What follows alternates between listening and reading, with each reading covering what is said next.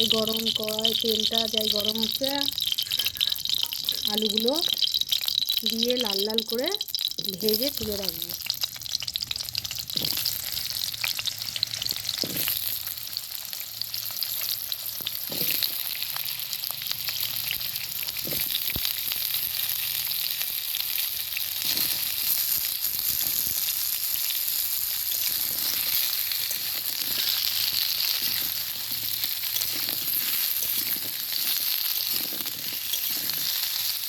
আলুগুলো ভাজা ভাজা হয়ে গেছে, এবার আলুগুলো আমি তুলছি অল্প অল্প করে।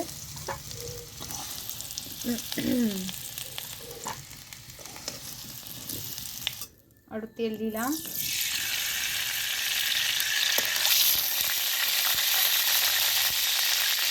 তাতে দুটো কাঁচা লঙ্কা কুচিয়ে দিয়ে দিলাম, লম্বা লম্বা করে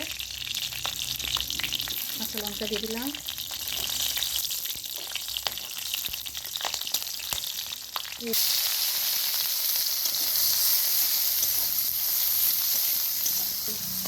পেঁয়াজ কুচি দিলাম, ভালো করে পেঁয়াজগুলো কুচি দিয়ে ভালো করে নাড়াচাড়া করছি।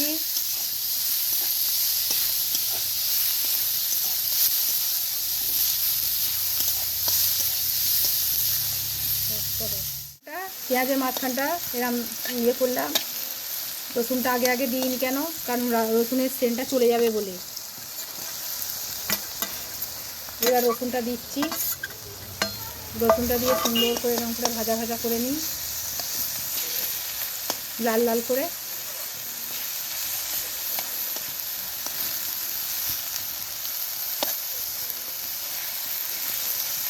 নাহলে আগে আগে রসুন দিলে তেলটা নষ্ট হয়ে যায়, পেঁয়াজটা তাড়াতাড়ি ভাজা হয় না, ওই জন্য পেঁয়াজটা আগেই ভেজে নিলাম।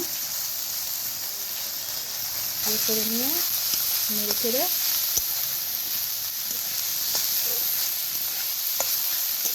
এর মধ্যে এবার চিকেনগুলো দিয়ে দেবো। পেঁয়াজগুলো ভাজা হয়ে গেছে, চিকেনগুলো দিয়ে দিলাম, এগুলো এর সাথে বেশ ভেজে নিলাম। চিকেনগুলো বেশ ভাজা ভাজা হয়ে যাবে, সুন্দর লাগবে। এর মধ্যে যে জলটা আছে চিকেনের মধ্যে জলটাও ছেড়ে যাবে।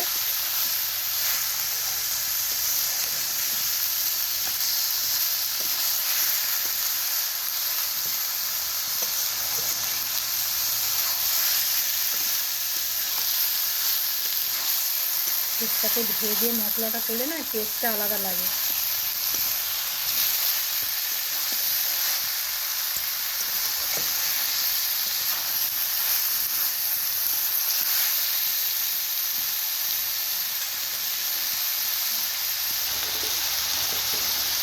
সামান্য একটু নুন দিয়ে দিলাম, দিয়ে একটু নেড়ে নেড়ে জলটা বেরোবে, একটু ধনে গুঁড়ো দিয়ে দিলাম, দিয়ে একটুখানি নাড়ছি। মাংসটা বেশ ভাজা ভাজা ভাজা ভাজা করা হচ্ছে।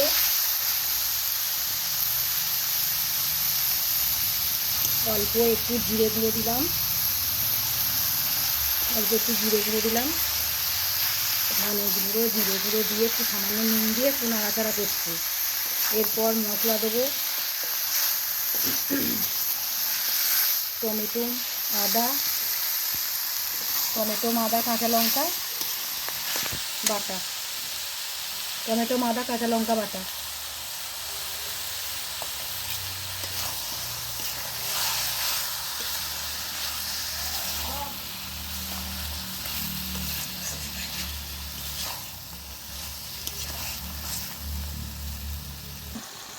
একটু হলদে গুঁড়ো দিয়ে দিলাম, হলুদ গুঁড়ো পরিমাণ মতো,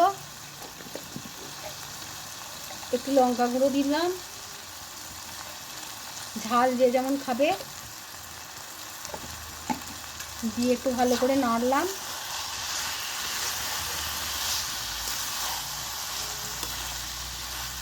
নেড়ে এবার মশলা বাটির জলটা একটুখানি দিয়ে, মশলা বাটির জলটা দেবো, মশলা বাটি একটুখানি জল দিলাম, সুন্দর করে নাড়াচাড়া করে বেশ একটু চাপা দেবো, দিয়ে এতে কি একটু তেল ছাড়বে, তখন আবার নেড়ে চেড়ে আলু দেবো। চাপা দিলাম। চাপা দেওয়া ছিল, এই যে তেল ছেড়ে গেছে গাগুলো, এই যে কি সুন্দর ভাজা ভাজা হয়ে গেছে, মশলার কোনো সেন্ট গন্ধ নেই, একদম পুরো ভাজা সুন্দর হয়ে গেছে, কাঁচা মশলার কোনো নেই, কোনো কাঁচা মশলার সেন্ট নেই, একবারে শুধু মাখা মাখা হেভি হয়েছে, কি সুন্দর লাগছে দেখতে। এবার এর সাথে আলুগুলো দিয়ে দিলাম, একটু নাড়াচাড়া করি।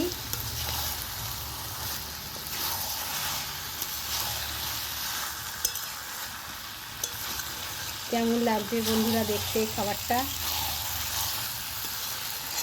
গরম পরোটা বা গরম রুটির সাথে ভালোই লাগবে।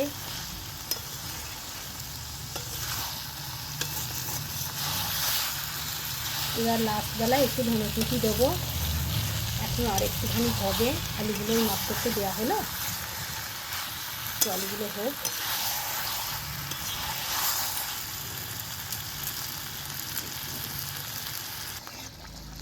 একটুখানি পরিমাণে জল দিলাম, একটুখানি বেশ আলুগুলো সেদ্ধ ভাব হোক। আমি এখন একটু চাপা দিয়ে দিলাম, একটু নুন দিয়ে একটু চাপা দেবো, একটুখানি নুন দিলাম, নেড়ে চেড়ে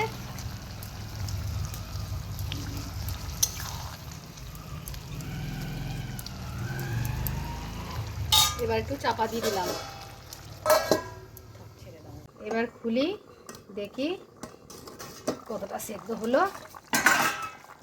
এই তো এবারে দুটো ধনেপাতা কুচে দিই, ধনেপাতা কুচি সরিয়ে দিলাম উপর দিকে।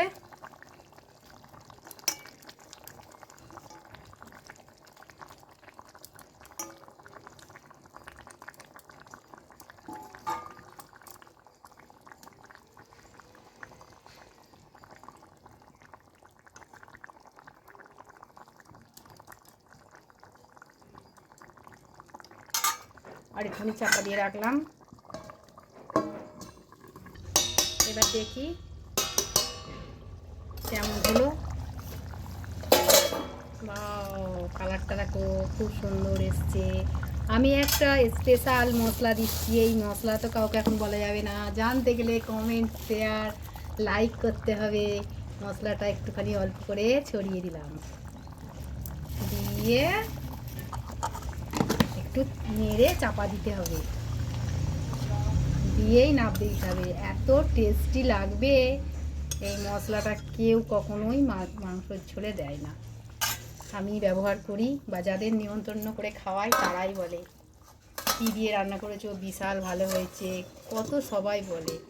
ঠিক আছে, একটুখানি পরে এবার দেখি, খুলি,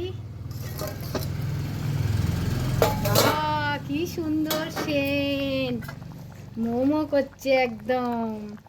ঠিক আছে, হয়ে গেছে, নামিয়ে দিলাম সাঁড়াশি ধরে, দিয়ে চাপা দিয়ে রেখে দিই, চাপা দিয়ে রেখে দিই।